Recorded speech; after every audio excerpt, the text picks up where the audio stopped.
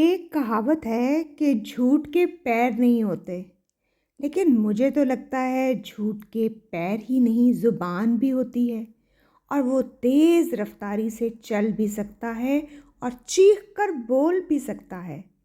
ये हो सकता है कि झूठ चलने और बोलने में देर लगा दे, लेकिन ये छुप नहीं सकता।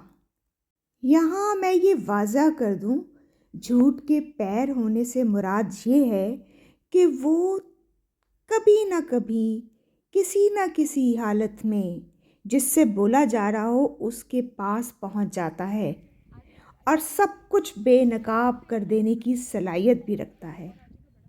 लेकिन क्या आप जानते हैं कि झूठ की इतनी कामयाबी और कामरानी की वजह बुज़दिल लोग होते हैं, जिनमें ना तो जुर्रत होती है और ना सलाहियत कि वो सच का सामना कर सकें।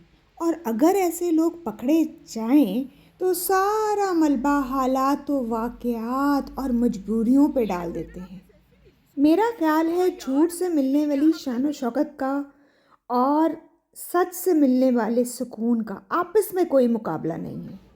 और सच बोलकर इंसान अल्लाह के सामने भी सुरखरू हो जाता है, क्योंकि रब खुद भी तो हक और सच है। तो वो झूठ को कैसे पसंद कर सकता है और तोड़ चढ़ा सकता है।